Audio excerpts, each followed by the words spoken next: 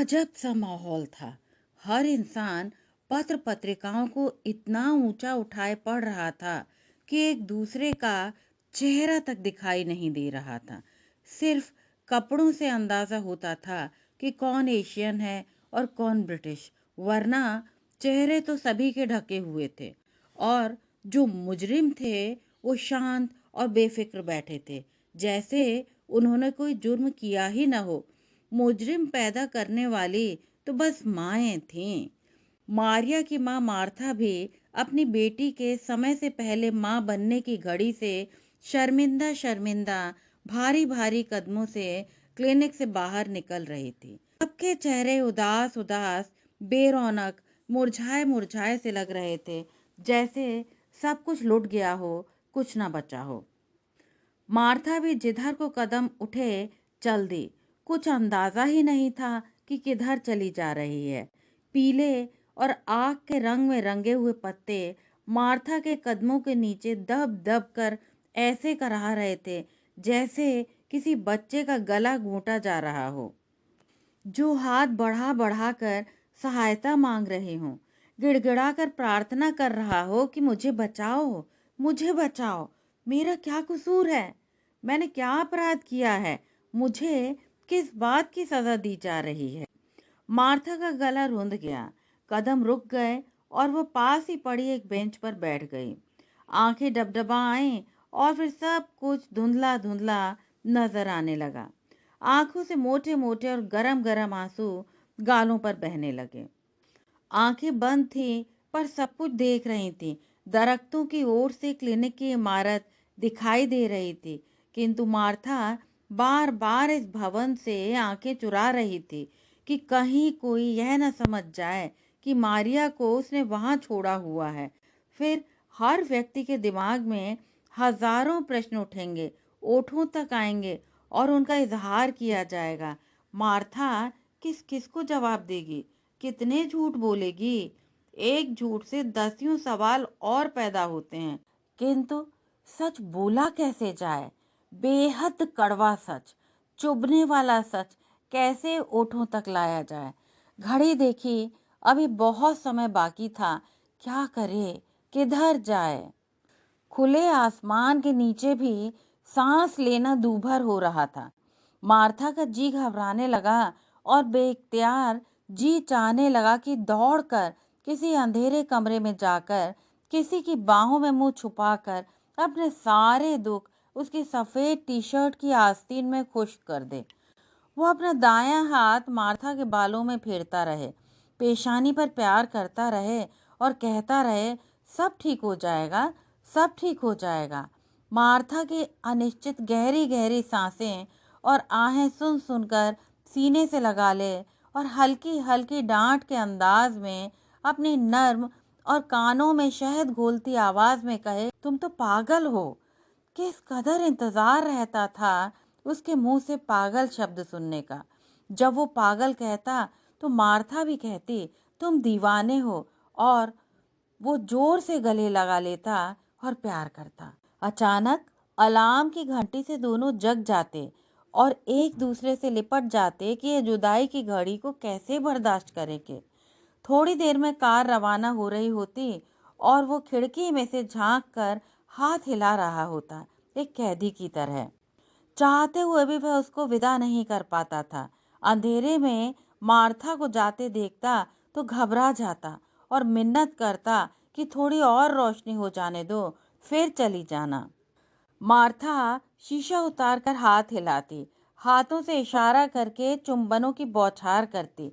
जब तक वो नजरों से ओझल न हो जाती वो हाथ हिलाता रहता और दूसरे ही लम्हे टेलीफोन की घंटी बजती। सोई सोई सी आवाज कानों में रस घोल रही होती, अब कहाँ तक पहुँच गई, कैसी हो, ठीक हो, डर तो नहीं रही। मार्था अपनी आवाज में विश्वास पैदा करते हुए कहती, नहीं, डर किस बात का, तुम जो साथ हो।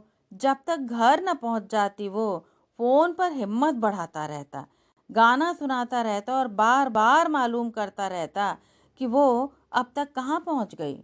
मार्था बताती कि वो घर के अंदर जा रही है। वह फौरन उदास हो जाता और कहता, तुम बहुत याद आ रही हो और जिद करता कि छोड़कर मत जाया करो। बस मार्था बेचैनी से मारिया का इंतजार कर रही थी। इंतजार की तड़प के साथ साथ रह रहकर उसका ख्याल आ रहा था। उसकी कसक महसूस कर रही थी। उसका अकेलापन खाए जा रहा था। वो कितना मजबूत सहारा होता जब जब वो मुश्किल में होती। कोई भी परेशानी होती तो वो कहता, तुम क्यों परेशान होती हो, मैं जो हूँ। और आज जब मार्था को एक चाहने वाले के सहारे की आवश्यकता है तो वो कितनी अकेली है। मारिया जो उसकी साथी होती, जिसको माँ हमेशा अपना दोस्त, अपना साथी और अपना सहारा समझती रही, वो माँ को बताए बगैर सब कुछ कर गुजरी। माँ के भरोसे को किस कदर ठेस पहुंचाई, इस तड़प को केवल वही समझ सकता। अब यह पत्ते तड़प तड़प कर खामोश हो गए थे। मार्था की चाल में भी ठहराव आ चुका था। आंसू भी काफी हद तक थम गए थे। क्लिनिक की घंटी बजाते ही दरवाजा खुल गया और मार्था ने दाखिल होते ही रिसेप्शन पर बैठी एक अनुभवी नर्स से पूछा, मारिया कहाँ है, कैसी है, वो ठीक है ना? क्या उसने स्वयं मारिया को देखा है? मार्था लगातार सवाल करती गई, बोलती गई। उस नर्स को जवाब देने का अवसर तक नहीं दिया। थोड़ा सा अंतराल मिला तो नर्स ने पूछा, मारिया का पूरा नाम क्या है और उम्र क्या है? मारिया का नाम जैसे मार्था के हलक में अटक गया हो, जैसे उसका जी चाह रहा हो कि मारिया का नाम छुपा ले। कहीं यहाँ बैठी सारी औरतों को न मालूम हो जाए कि मारिया ने क्या किया है। और उम्र के बारे में तो सोचते ही जैसे उस पर बेहोशी सी छाने लगी थी। 15 साल की कुंवारी माँ। मार्था एक बार फिर कांप उठी, शर्म से पानी पानी होने लगी। वो नर्स मारिया को लेकर आ चुकी थी। माँ बेटी की नजरें मिली, दोनों की आंखें नम हो उठी। दोनों ने नजरें झुका ली। मारिया ने माँ के कंधे पर सिर रख दिया। माँ ने उसके हाथ पकड़ लिए, बिल्कुल बर्फ जैसे ठंडे हो रहे थे। माँ अपने हाथों से जल्दी जल्दी उसके हाथ मलमल कर गर्म करने लगी। माँ को महसूस हुआ कि मारिया का रंग संगमरमर की तरह सफेद हो रहा है। ओठों का गुलाबी रंग उड़ चुका था।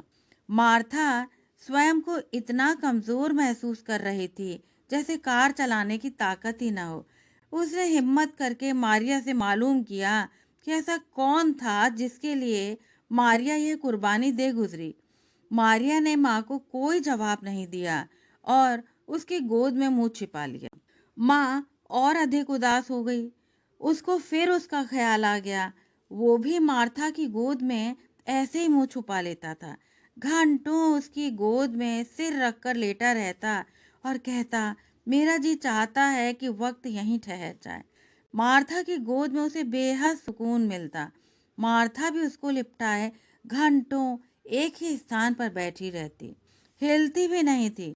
मारिया के बालों में उंगलियां फेरते हुए माँ ने दोबारा पूछा, मारिया, ऐसा कौन था जिसकी मोहब्बत में तूने अपने आप को बर्बाद कर लिया? मारिया ने चेहरे को और ज्यादा अंदर घुसाते हुए घुटी आवाज में कहा, माँ, जिसके पास तुम जाती थी। बस कहानी यहीं तक। अभी आप सुन रहे थे यूके से जकिया जुबैरी की कहानी मारिया वैदेही के स्वर में। यदि आपको ये कहानी अच्छी लगी हो तो कृपया चैनल को लाइक, शेयर और सब्सक्राइब अवश्य करें।